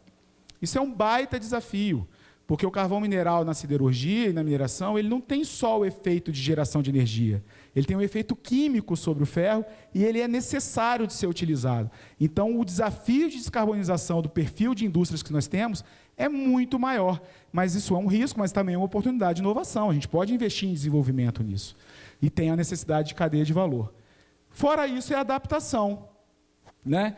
A questão de adaptação também é voltada para o Estado, porque, como a gente viu ali que os mais pobres são os mais afetados, a gente tem um problema social aqui para resolver, não é um problema ambiental, né? Então, essas consequências que a gente vem vindo aí, trouxe esse assunto para relevância, que é como o Emanuele falou, a gente tem aí, cada real que é investido em adaptação, a gente reduz impacto social negativo. Mas é necessária essa abordagem regional, a gente precisa enxergar nessa agenda o Espírito Santo como uma entidade separada, porque vai ter que definir, a gente vai ter que parar, Mazinho, de falar sobre região noroeste, região norte, e a gente vai começar a falar muito em breve em zona de risco climático, porque a gente tem a zona costeira, a gente tem a zona mais planalto, a gente tem diferentes biomas dentro da Mata Atlântica aqui. Então, cada região também ela vai ser impactada de uma forma. E aí as políticas como hidrologia, acesso à irrigação, como você está promovendo no governo, e outras vão ser necessárias, e essa abordagem ela tem que ser regional, avaliando o risco regional de cada uma. Mas as ações de adaptação e mitigação, elas são complicadas, porque à medida que os negócios vão mudando de rumo, eles impactam outras atividades econômicas. Então, se eu tenho uma empresa que resolve fazer uma camisa, tem um fornecedor que me entrega, e eu peço a pegada de carbono do cara, o cara não me entrega, e eu opte para comprar de alguém que tem essa pegada de carbono, ou que tem um plano de descarbonização, ou que seja um uniforme carbono neutro, você vai trocar de fornecedor de forma muito abrupta, mas esse cara não vai ter tido tempo nem conhecimento para se preparar, para trocar, para evitar esse impacto econômico no seu negócio. Que é esse o grande problema da transição energética. Uma vez que a gente coloca na conta de todo mundo que tem que pagar pelo carbono, há possibilidade de uma transição desordenada. E aqui está o papel fundamental do Estado: coordenar, trazer a pauta, exigir com que as empresas possam reportar suas emissões, para evitar que o impacto, às vezes, de marketing aconteça positivo, mas aconteça um impacto social negativo nessa transição. Então, para passar para o professor Winston, o que pode ser feito? Né, a gente tem que descarbonizar as operações, nós temos que forçar com que as empresas meçam e reduzam as suas emissões num prazo rápido. Precisamos fazer com que elas entendam o risco e construam resiliência, e os riscos físicos, os riscos de transição e as oportunidades. E aí, fundamentalmente também, porque não tem empresa verde no vermelho, é criar capital, incentivos de captação de dinheiro mais barato, para que essas empresas possam ter essa visão que a gente tem, que há oportunidade na transição muito maior do que no risco. E o grande desafio está na educação. Né? A gente precisa trazer essa pauta, a gente precisa trazer essa pauta para o empresariado, para o líder de governo, para as instituições, para os segundo, terceiro, quarto, quinto escalão das empresas, porque isso afeta todo mundo. E a gente só consegue resolver isso com melhoria da nossa situação de educação. Para medir carbono, não é merchan, o protocolo é gratuito. É ghgprotocol.org, ele é gratuito, disponível na internet, toda empresa tem condição, claramente, de poder medir sua própria pegada de carbono sem precisar de intermediários. O problema é fazer, como é que eu faço com isso? Né? Então, por isso que é importante também que a gente tenha políticas públicas de consolidação desses dados lá na frente. O ECO 55, para finalizar, tem trabalhado com a sociedade civil organizada, com a OAB, hoje já fechado, com a FINDES, e aí está aqui o convite para as demais secretarias de governo poderem participar. Nós precisamos desenvolver no Espírito Santo um diagnóstico da exposição climática dos nossos negócios, para que a gente possa criar um indicador e políticas públicas para isso. Então, a gente tem um projeto que está sendo viabilizado para o início do ano que vem, para que a gente possa medir em escala e num preço mais barato possível, que todas as empresas possam entrar numa jornada de descarbonização dos seus negócios a partir de um ciclo de inovação, a partir de educação, de curadoria, de instrumentos de mensuração, para que essas empresas possam ter acesso a um painel de controle e que elas possam enxergar os seus negócios como o mundo enxerga os negócios, através das suas emissões, através da sua sustentabilidade e através do risco climático que elas oferecem. Né? E é isso, pessoal. Eu vou passar agora para o professor Winston, porque aí ele vai falar se eu falei bobagem ou não. Tá bom?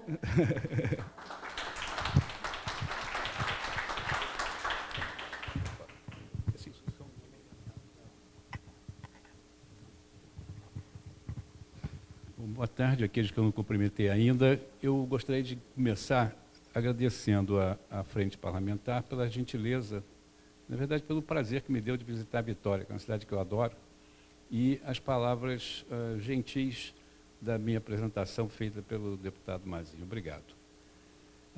Eu vou me descrever, como fez Guilherme, quer dizer, é sempre um exercício difícil você falar de você mesmo, especialmente visualmente. Eu tenho mais ou menos, sou homem branco, tenho mais ou menos 1,80 m, tinha pelo menos da outra vez que eu medi. Estou numa idade que você já não gosta mais de falar, mas os cabelos são mais brancos do que eu gostaria de ter. Esse problema, na verdade eu vou falar aqui, não sei se falo besteira, porque claramente não falo mais besteira sobre esse assunto, tem pessoas que conhecem isso melhor do que muita gente na universidade que ensina isso, que tem uma visão muito atual do problema. Na verdade, esse não é um problema que você possa saber, como, por exemplo, você aprende física newtoniana, aprender o que está aprendido. Isso é uma fronteira que se move, de conhecimento que se move diariamente.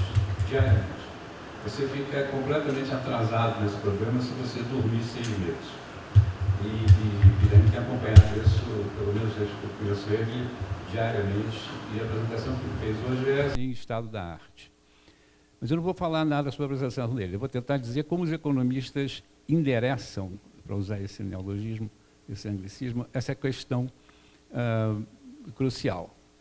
E porque esse é um problema, na verdade, econômico. Quer dizer, a solução desse problema, dita simples, é como você transforma a estrutura produtiva da economia de modo que ela produza tudo, idealmente, com menor quantidade de CO2 ou de gases de efeito estufa, se quiser ser mais geral, mas eu vou falar sempre CO2, para resumir o conjunto, porque esse, inclusive, é o gás mais prevalecente de longe, com menor quantidade de CO2 por unidade de produto.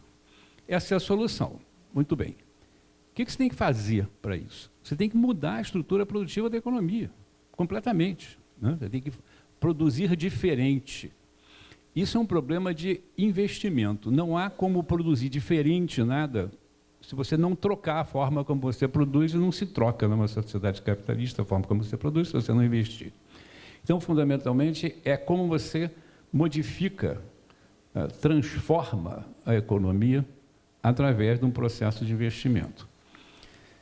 Isso é um problema econômico, de incentivos, de ação de governo. A pergunta que se faz, especialmente um economista treinado, né, é por que o mercado não fez isso? Por que a gente está vivendo esse problema que a gente tem que forçar a economia a investir de um jeito que ela não investiu? Tanto é que a gente está tendo problema. É porque existe o que os economistas falam, como os economistas dizem, uma falha de mercado. Para a economia funcionar de forma eficiente, segundo os modelos tradicionais, de Adam Smith até hoje, o mercado tem que ser, como é dito, completo. Os agentes têm que saber, essa é uma hipótese super forte, todos os preços, para que ele possa alocar os recursos de forma eficiente, os consumidores e os produtores. Aqui está falando mais de problemas do lado da produção. Se você não precifica algo que se produz no processo produtivo, que é o diabo do CO2, ele não tem nenhum custo, como outras coisas, como os outros insumos, como os impostos, etc., você vai ter um problema. Você vai torcer a economia com gente pegando carona sem ligar que ele está produzindo uma coisa que tem um custo social gigante, mas que para ele não tem. Essa divisão, essa falha de mercado, que cria o que se chama de uma externalidade negativa, os economistas, na produção. É esse problema de não precificar o CO2 que causou o problema. Mas o outro é também o problema tecnológico, que muitas vezes, consertando os preços só, não há escolha possível para você produzir certas coisas com as tecnologias existentes, né? Se você tivesse uma prateleira com as tecnologias, você olha, agora você vai ter que parar de produzir isso aqui, porque eu vou taxar o CO2 de alguma maneira, e você tem que produzir com isso aqui que usa menos CO2. Mas quando não existe, existe também um problema de inovação, né? Então, o problema do aquecimento global coloca a intervenção do Estado na frente, não tem que pedir desculpa para ninguém. Os Estados Unidos lançaram um programa gigante de incentivos, de auxílios, etc., por causa disso.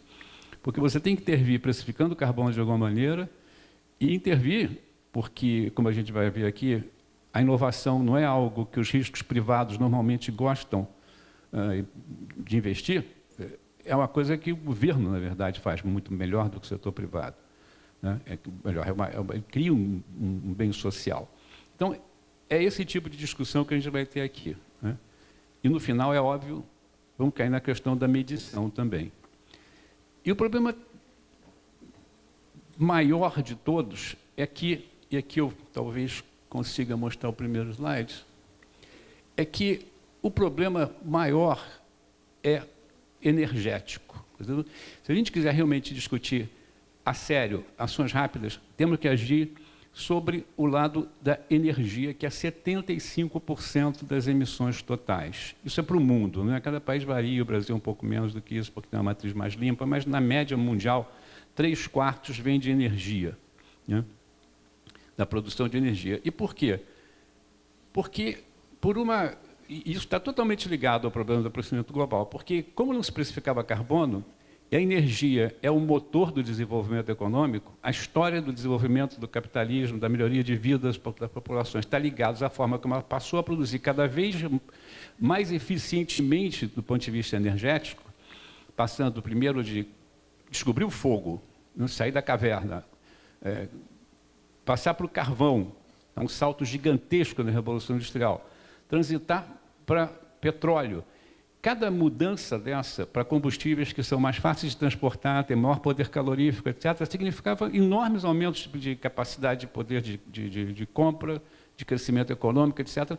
Só que isso, como não era precificado, foi gerando uma matriz energética do qual se depende cada vez mais, né? Se uma sociedade, se acabar a energia numa sociedade moderna, é um caos absoluto, né?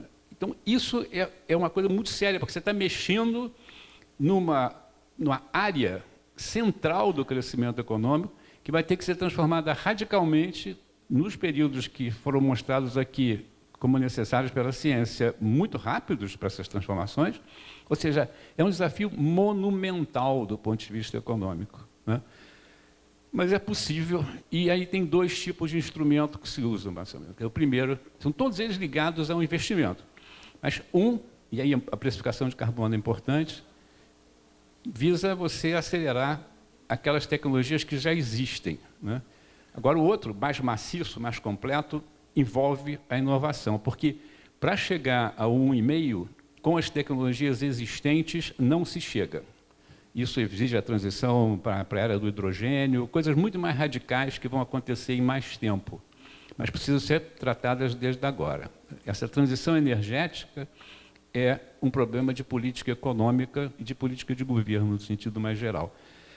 Eu sou otimista quanto à transição energética. Eu vou mostrar aqui um gráfico que mostra o crescimento do investimento em geração de energia elétrica limpa e com base em fósseis, né?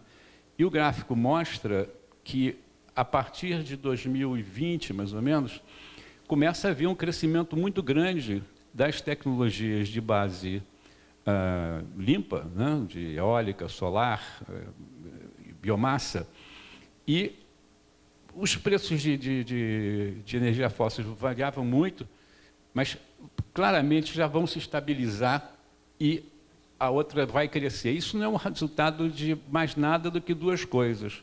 Primeiro, a existência de tecnologias novas, quer dizer, graças a Deus, ao esforço de inovação que foi feito em vários países do mundo, e os Estados Unidos foi importante também nisso, em termos de energia solar e eólica, você pôde fazer isso, mas também intervenção, e aí especialmente na Europa, e em outros países também, mas a Europa foi importante, que precificou carbono e forçou uma transformação importante desde 2005, mas especialmente mais recentemente, e está mudando muito rapidamente o padrão energético. Isso está se refletindo nos dados mundiais e os Estados Unidos estão correndo atrás, a China os números são absurdos em termos de multiplicação. Então, se espera que quando essa barra verde, que diz a energia limpa, for 4 vezes o tamanho da barra azul, nós estamos salvos. Isso, nós estamos mais ou menos em 2 vezes nas últimas medidas. Esse gráfico está um pouquinho atrasado. Mas eu acho que nós chegamos lá, né? Agora, eu acho, né? Temos que continuar fazendo isso, mas estamos indo na direção certa. Mas o que tem que fazer, né?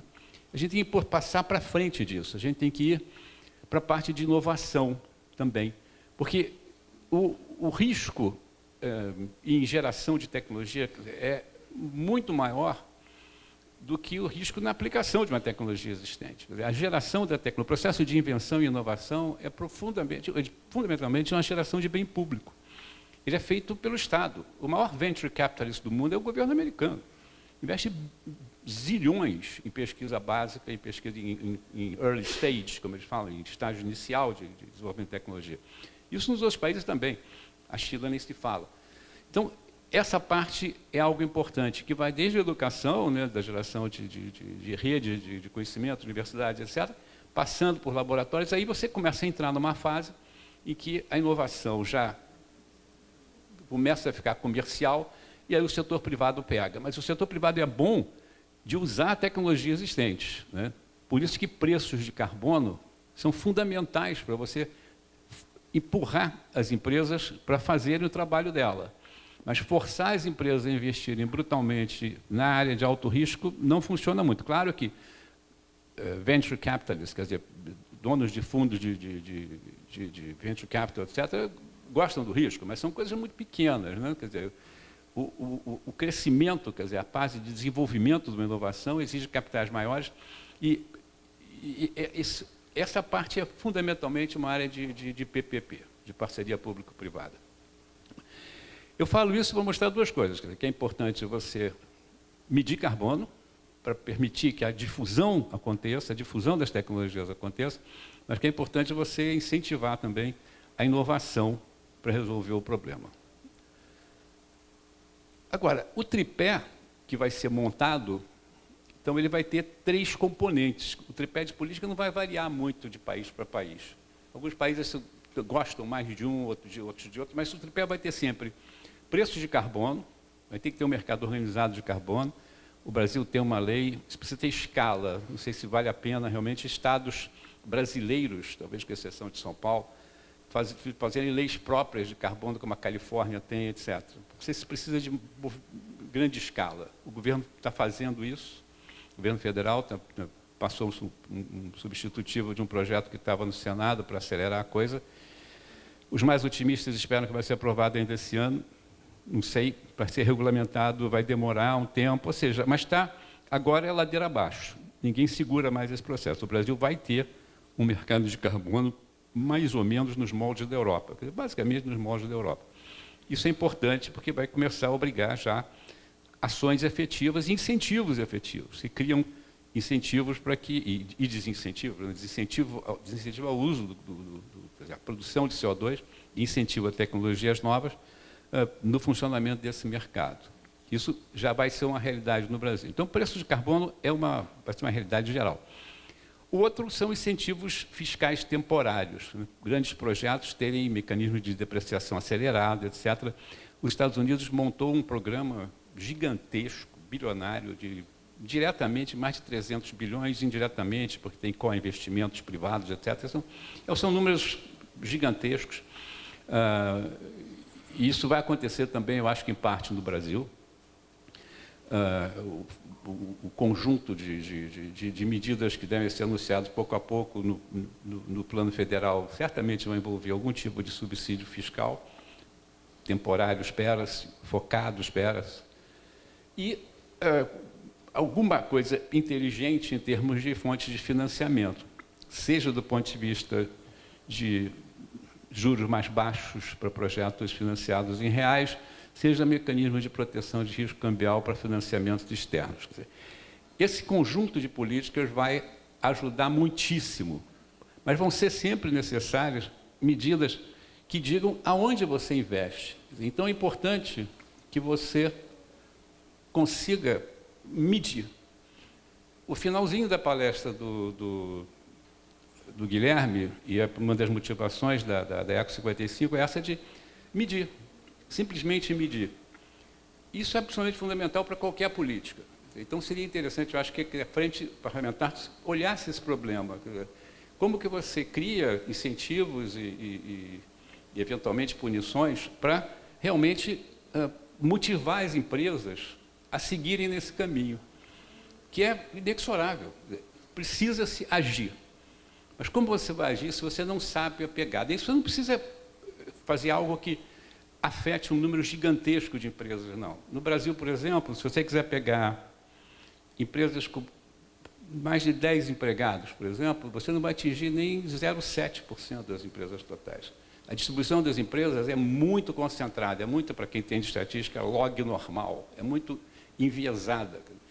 Existem números gigantescos de empresas muito pequenas que elas não precisam ser obrigadas a medir carbono, mas as empresas maiores, a partir de um certo tamanho, essas sim precisam, né? E, eventualmente, a sua rede de fornecedores, etc. Quer dizer, essa coisa não só gera conscientização, como dá elementos para a política pública, né? Então, eu acho que isso pode ser um papel importante da frente parlamentar. Mas, voltando, esse é um problema econômico, vai ser tratado pelo governo federal, e eu fico feliz de ver nesse estado, que eu estou começando a conhecer melhor, que eu tenho a alegria de voltar à Vitória, uma cidade que eu adoro, com alguma frequência, tem um dos governos que está mais ligado a esse problema, né? E onde, ao contrário do governo federal, me parece que o executivo e o legislativo conversam civilizadamente. O que, para tratar de um problema desse, é fundamental. Isso não é um problema de governo, isso é um problema de Estado. Vocês têm que olhar essa coisa além dos mandatos para frente. Mas o que eu vejo hoje aqui é algo que me dá muita esperança. Muito obrigado.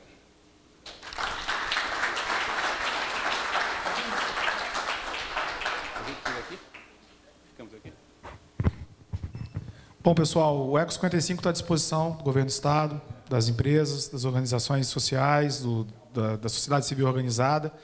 É importante que a gente haja coletivamente, é um problema ecossistêmico, é um problema que todo mundo vai encarar, e isso precisa ser rápido, barato e viável, porque o governo do Estado, os bancos públicos, os agentes de financiamento vão precisar desse tipo de indicador e de planos de descarbonização para oferecer para as empresas recursos mais baratos. Então, a premissa toda, ela passa por ali, qual é a pegada de carbono dos negócios. Tá? Obrigado. Vou, antes de encerrar, porque não deu meio-dia ainda, não está na hora do almoço, falta 19 minutos. Se alguém quiser fazer alguma pergunta para o professor e para o Guilherme, nosso professor também. Tem algum microfone que pode levar lá? Aquele ali está funcionando? Está funcionando? Tá.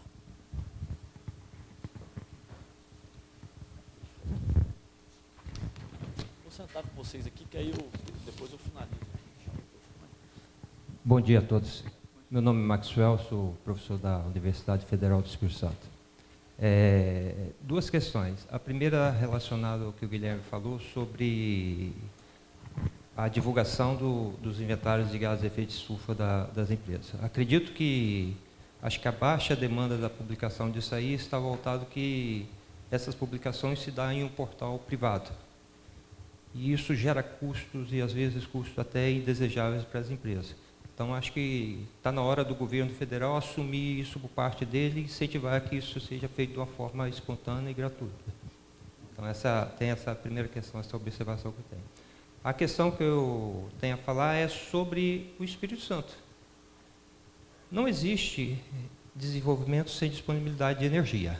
Isso é óbvio que foi exposto aí. E quando nós olhamos para o Espírito Santo, o que nós vemos? Nós vemos o Espírito Santo como um grande importador de energia. Nós dependemos de energia externa, energia elétrica. A energia elétrica que nós produzimos aqui é basicamente energia elétrica de combustíveis fósseis, né, as termoelétricas que estão aí. E tem as questões das grandes empresas. Como é que o Espírito Santo vai se desenvolver sem a disponibilidade de energia? Como é que nós vamos ficar nesse contexto, sendo que nós somos altamente dependentes de combustíveis fósseis hoje em dia, né? Hoje, quando olhamos para o Espírito Santo, o potencial eólico nosso está estritamente no mar. Não existe potencial eólico nenhum na Terra. Temos disponibilidade de parques solares, obviamente, em função disso tudo, né? Então, o que a gente vê, tudo isso aí, é a questão do nosso desenvolvimento do Espírito Santo relacionado a isso tudo, voltado justamente para essa disponibilidade de energia que, aparentemente, nós não temos, né? Então, essa questão aí que nós temos que resolver a curto prazo, né, e ficar independente, obviamente, dos combustíveis fósseis. Então, eu gostaria de saber o que nós podemos fazer nesse sentido para que haja o desenvolvimento efetivo do Espírito Santo nesse contexto, né, com baixa emissão de gás carbônico.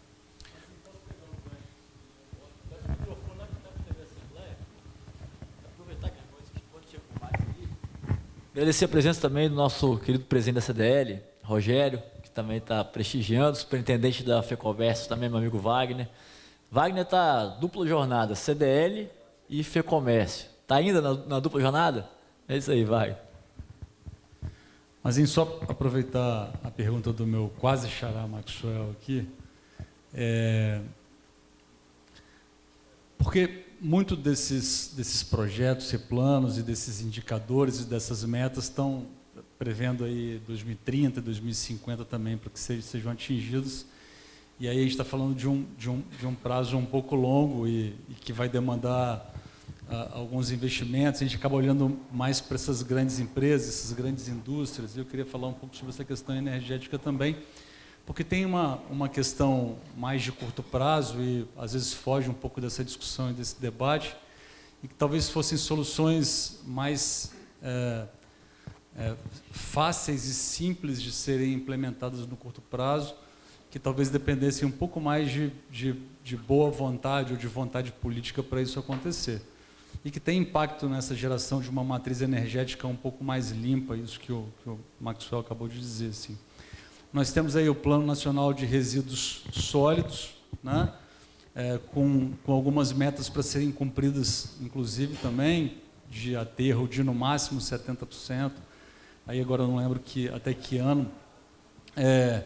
Mas que você tem algumas tecnologias aí com biodigestores e com gaseificadores já disponíveis no mercado, e você não vê, por parte do poder público, em especial municipal, nesse caso, avançando em modelos de licitação para que a destinação desse resíduo seja feita não mais com custo para o município, mas com geração de receita, inclusive, para o município, para que esse resíduo possa gerar biogás, né, ou biometano, enfim, ou energia verde, no caso dos gaseificadores, e essa energia ser comprada, inclusive, por empresas como essas que mais poluem, que têm, inclusive, muito interesse na compra desse tipo de energia limpa. Assim. E eu acho que essa frente parlamentar pode ajudar a impulsionar, mas os municípios no sentido de fazer rodar mais rápido o tratamento desse resíduo que acontece nas cidades, porque, de fato, a gente não consegue nem... os municípios não coletam nem de forma seletiva o lixo, né, que poderia, inclusive, ajudar nesse processo. Mas, já que não coleta, e é possível que esse tratamento para a geração dessa energia, esses equipamentos conseguem fazer, mesmo que você não colete eles de forma seletiva, aí fica a sugestão aí para a frente parlamentar tratar dessa questão do tratamento do resíduo aí, para que ele possa virar uma energia verde limpa para o Espírito Santo, e de repente o Espírito Santo sair na frente do Brasil e do Brasil, na verdade, aí nessa questão. Obrigado. Obrigado, Maxwell e Max, dupla sertaneja. E cumprimentar aqui nosso querido Barrigueira, ex-prefeito da Nova Venécia, futuro prefeito. É importante ter um ex-prefeito que é candidato a prefeito ouvindo isso, que já pode entrar no plano de campanha e de governo, né, essa questão das mudanças climáticas. Cumprimentar o Pedro também, vereador da Nova Venécia, e viria o Breno Paneto também, que é subsecretário da Prefeitura de Vitória. Vou passar aqui para responder as perguntas. Maxwell, as suas ótimas colocações, aquele gráfico que eu mostrei que apenas 800 empresas reportaram ano passado, ela é justamente por causa de a FGV que toma conta, né, não é essencialmente privado, mas é a Fundação Getúlio Vargas que toma conta desse inventário, mas é um ciclo muito curto, numa burocracia muito grande, e custa R$15 mil por empresa para poder apresentar, que está gorda. Então, isso desestimula o movimento, né? As empresas têm medo de apresentar para ver se isso pode causar algum tipo de punição. Então, na verdade, a gente tem que mostrar isso, não é só o porrete, tem que mostrar a cenoura também, né? Nós temos que fazer com que as empresas meçam suas emissões, construam planos de descarbonização elegíveis a recursos mais baratos que financie sua transição, porque não tem empresa verde no vermelho. Então, não é reportando o gás de efeito estufa que vai resolver o problema, né? Mas ele é um indicador importante para o desenvolvimento de políticas, isso precisa ser simplificado, e é por isso que o papel do Estado de criar uma frente dessa, de desenvolver políticas públicas, legislação estadual, para que possa promover esse desenvolvimento mais barato, mais acessível para as empresas, é um grande gatilho de desenvolvimento. Eu vou passar a segunda pergunta para o professor Winston. As segundas perguntas sobre energia. Eu acho que cada estado da federação, isso aqui é uma federação, graças a Deus, a gente não precisa mostrar passaporte para passar para o Rio de Janeiro, nem para Minas. Então, a gente tem que tomar cuidado com os elétrons. A gente não tem que ser autossuficiente. Quer dizer, não existe uma energia gerada aqui eficientemente como sendo o objetivo. Claro que é sempre, mas o objetivo deve ser que os elétrons que entram no processo produtivo aqui sejam os mais baratos possíveis, produzidos em qualquer lugar. Então, tem problemas de transmissão, um problema mais complexo. Agora, voltando à sua provocação, eu acho que as duas, o Estado tem, sim, uma vantagem competitiva enorme regionalmente em eólico offshore e em biomassa. É um Estado agrícola importante, biomassa é importante, e se você olhar o mapa eólico do Brasil, tirando aquele pré-sal da costa norte, né? Da costa do norte e do nordeste, do Rio Grande até o Ceará, onde você tem os ventos de Elisa, então aquilo é uma coisa meio fora de série, você tem dois spots importantes no Rio Grande do Sul e aqui. Aqui tem. E o que me preocupa muito, e aí sim é uma ação talvez de governo, mas é de governo federal, o governo não, até hoje, inclusive este governo, que é totalmente a favor da transição energética, ecológica, não fez ainda nenhum movimento para a regulação das eólicas offshore. Isso é um absurdo completo e um desserviço ao Espírito Santo. Acho que vale uma pressão importante sobre o governo federal para que acelere o processo dessas concessões que não são reguladas ainda. Não existe, é um vácuo. Se você quiser, o IBAMA tem uma fila, não por falta de empreendedores, hein? Há vários projetos. O IBAMA tem uma fila de gente pedindo licença, mas não sabe como processar. Ele pode analisar do ponto de vista ambiental, mas vai analisar e botar na mesa. O processo não vai andar, porque não existe um framework, um arcabouço, em que a Marinha tem que opinar, uma série de órgãos tem que opinar. E eu acho, inclusive, do ponto de vista do governo, o Ministério de Minas e Energia está atrasado na coisa em relação a várias outras medidas. Mas esse é um ponto importante que você levantou. A eólica é algo do maior interesse, porque isso é em escala. Você pode ter uma transformação energética no Estado se você realmente atrair investimentos, como houve o petróleo aqui no começo, né, na década de 70, no começo do petróleo offshore brasileiro, foi aqui no norte do Rio. Então, isso é uma coisa importante. E é claro que, e aí eu acho que o governo está, o Brasil é muito avançado nisso, eu acho que é natural que o Estado vá avançar, obviamente com boa regulação, etc. E aí eu acho que sim, regulação local é importante, na área de biomassa e de resíduos, quer dizer, toda a parte de biocombustíveis, essa eu acho que vai. Essa eu acho que vai meio por decantação econômica, etc. Mas na área de eólica, eu acho que vai, sem regulação, não vai. E o Estado deve pressionar para isso. E na parte de resíduos, apesar do Programa Nacional de Resíduos Sólidos, Max, a gente está vendo um movimento muito grande das empresas de resíduo transformando-se em empresas de energia. Então, você começa a ver o resíduo como insumo e não como um problema de saúde pública, como é encarado no Brasil. Lixo no Brasil não é resíduo, né? É lixo, é problema de saúde pública. Tem que coletar todo dia, porque senão vai adoecer a população. Né? Então, se cada cidadão pudesse tomar conta do seu resíduo, como é em países frios, você morar no Canadá, se você comprar um troço, você vai ter que segurar ele uma semana na sua garagem.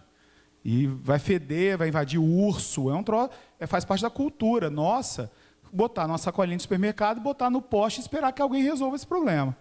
Então, à medida que as empresas de resíduos estão se transformando em empresas de energia, vale a pena pesquisar, Waste to Energy, já é até um WTS, acha com muita facilidade muita coisa na internet, você vê que o lixo começa a ser um insumo, ele começa a ter valor, aí você começa a entrar nesse ciclo positivo que você falou, de repente, gerar divisa até para o Estado, entendeu? Alguma pergunta mais? Nós temos 10 minutos ainda, eu vou abrir para mais 2 perguntas, depois a gente finaliza. Rigoni está pedindo o microfone. Aproveitar e cumprimentar também o Eduardo Fernandes, da Base Ambiental, está lá, está no fundo, eu tinha visto. E também a Marcela, vi a Marcela aqui do Projeto Pegada, tem mais gente do Projeto Pegada, cumprimentar todos, então. Depois do Rigoni, tem mais alguém? Que a gente já faz as 2 perguntas de uma vez só e depois já encerra. Não, então, Rigoni, só vocês podem fazer as 2 perguntas. Pode fazer 2 perguntas, então, tudo bem. É um comentário e uma pergunta, na verdade. Primeiro, em relação a essa coisa do biogás, de fato, o Espírito Santo tem, se não for o maior, é um dos maiores potenciais em biogás, pelo menos para liderar esse assunto no país. E já tem uma estratégia conjunta entre as sedes, o Bandes e a SEAMA. A gente deve lançar muito em breve cerca de R$500 milhões para financiamento de plantas com biogás, biomassa, etc., a transição energética. Né? Já tem 2 grandes plantas sendo feitas no Estado, uma do Grupo Marca, uma do Grupo Lara. Nós queremos espalhar isso porque nós temos cana-de-açúcar, coco, cocô de galinha, cocô de boi, de porco, dá tudo para fazer biogás. Nós vamos não só financiar, mas ajudar a montar isso no Estado. E a pergunta do professor Wilson é o seguinte, uma pergunta sobre financiamento. Assim, isso custa caro. A gente tem que saber que custa caro fazer isso tudo, né? O Espírito Santo, o governo sozinho, ele não vai conseguir financiar essa transição toda. Né? O FMI ele prevê que vai custar cerca de 2 pontos percentuais do PIB por ano. Então, para o nosso caso aqui, daria uns 3,5 bilhões de reais por ano investidos para fazer a transição correta. E todo mundo fala, vou até parafrasear o governador, que todo mundo fala que é trilhão para lá, trilhão para cá de dólar, não é de real, e esse dinheiro dificulta chegar aqui. Então, o que você acha que falta, assim, para esses grandes fluxos financeiros chegarem em projetos que nós estamos tocando por aqui, né, e chegarem cada vez mais em projetos que nós estamos tocando no Brasil? Pode ir? Pode ir? Eu acho que faltam 2 coisas. Primeiro, o incentivo de preço de carbono. Essa área pode ganhar muito se você tiver também no fluxo de caixa do projeto alguma coisa relevante em termos de um mercado de carbono doméstico, ou mesmo internacional, com o artigo 6, que está sendo regulado na ONU, importante. Com preços de carbono europeus, isso, num projeto de biomassa, por exemplo, pode ser mais da metade do EBITDA. É gigantesco o que pode acontecer. Então, isso é importante, porque é algo que na verdade, é uma coisa regulatória. Agora, o outro é financiamento barato. Aí tem dois problemas. É o próprio risco país, quer dizer, que aumenta o custo de longo prazo do capital, quer dizer, na medida que o governo tiver federal, né, tiver políticas macroeconômicas mais consistentes, etc., e como agora está sendo indicado, o Brasil for tendo ratings cada vez melhores, o custo de capital vai cair, mas vai exigir algum tipo de subsídio. Então, acho que bancos multilaterais, bancos oficiais podem ajudar muito nisso. E, por último, e aí sim, é na questão do trilhão, né? Uma coisa é você arranjar dinheiro para financiar os projetos de biogás do Estado. Isso não é na linha do trilhão. Mas quando vai para o trilhão, você tem um problema nacional. E aí, na verdade, é um problema mundial, se você pensa em redirecionar recursos para os países em desenvolvimento. Aí tem um problema fundamental, que é o risco cambial dos projetos que têm receitas em real. Você não consegue chegar no nível do trilhão sem capital estrangeiro. Esquece. Não cabe no orçamento do BNDE, não cabe no orçamento de investimento do Brasil. Tem que ser dinheiro estrangeiro, tem que ser dinheiro de equity, quer dizer, de investimento empresarial e financiamento. E o capital financeiro detesta o risco cambial no Brasil, e em todo o país, na verdade, do terceiro mundo. Então, algum tipo de mecanismo de proteção cambial vai ter que ser desenhado, está sendo discutido a nível mundial. O Banco Mundial criou um grupo onde tem 15 CEOs de empresas, de instituições financeiras internacionais, liderados pelo presidente do Banco Mundial, para estudar. O negócio chama Private Sector Investment Lab, Laboratório do Investimento do Setor Privado. É algo que está tentando montar incentivos, e esse do hedge cambial é um central, que melhorem o fluxo de capitais para os países em desenvolvimento.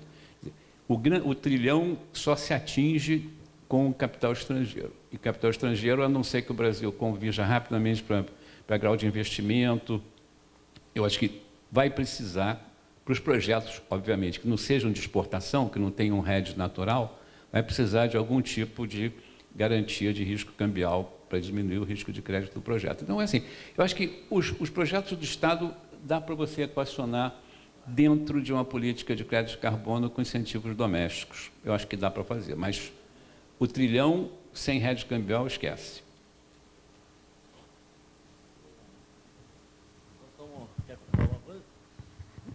Respondido, Rigoni? Pessoal, nós estamos encaminhando aqui para o final da reunião de lançamento da frente, e eu gostaria de fazer 2 encaminhamentos. O primeiro é já organizar a próxima reunião com a palestra da Defesa Civil, para apresentar, né, o trabalho da Defesa Civil. Então, já vamos ver uma data e depois já divulgar, para a gente fazer essa próxima reunião, provavelmente na Assembleia, que a Assembleia está com dificuldade de espaço, horário no plenário, devido ao final de ano com muitos eventos. Então, por isso que a gente ficou aqui no Sebrae hoje. Queria agradecer a toda a diretoria do Sebrae por ceder o auditório para a gente fazer o lançamento da frente. Se o senhor está com dificuldade de espaço, podemos fazer lá na Defesa Civil, que é do lado mesmo. Pode também ser, pode ser na Defesa Civil. Já está, então, já marcado o local, só ver a data e o horário para a gente fazer o convite da próxima reunião. E uma segunda, que nós vamos estar criando um conselho consultivo. Eu faço isso em todas as frentes que eu presido, para que esse conselho consultivo possa fazer debates, sugestões, né, com entidades que queiram participar. Então, a assessoria está à disposição, né, puder passar o telefone e o contato para a gente fazer o convite para participar desse conselho. E esse conselho a gente já vai fazer o primeiro debate já, que é uma minuta de uma legislação tornando obrigatório que as empresas tenham, num prazo aí de 2 anos, isso vai ser debatido internamente junto com o governo do Estado, junto com a Assembleia, nesse conselho consultivo, para poder apresentar, né, anualmente a sua mitigação de carbono, né, em relação ao efeito estufa. Então, a gente vai fazer essa discussão, né, para a gente fazer um projeto de lei bem elaborado, para poder protocolar, ou seja por intermédio do governo do Estado, ou pela própria frente parlamentar na Assembleia, para a gente tratar desse assunto do carbono aqui no Estado do Espírito Santo e ser o pioneiro no Brasil que não existe. Então, fica aí à disposição de quem queira, da entidade que queira participar desse conselho consultivo, se manifestar depois, para a gente poder, faz contato com o gabinete, para a gente poder criar o conselho e iniciar os trabalhos. Quero também agradecer toda a equipe aqui da Assembleia, a equipe do gabinete, né? Nós estamos com a TV Assembleia, esse evento foi transmitido, eu não sei se foi ao vivo? Não, mas vai passar na TV Assembleia, na programação, provavelmente mais de uma vez. Né? Agradecer toda a equipe da Assembleia, agradecer novamente o SEBRAE por disponibilizar e todos vocês que tiraram essas 2 horas do dia, né? Já estão dando quase meio-dia, para poder ouvir um pouquinho, aprender e debater um tema tão importante como esse, que a gente trouxe aqui, o professor que veio, né, do Rio de Janeiro, saiu de Petrópolis, da sua casa, e veio aqui nos prestigiar com essa palestra, com esse aprendizado de hoje. E nada mais tendo a tratar, eu declaro encerrada a presente reunião e agradeço a presença de todos. Tenha aí uma boa tarde, que Deus possa abençoar a todos nesse resto de semana. Obrigado, pessoal.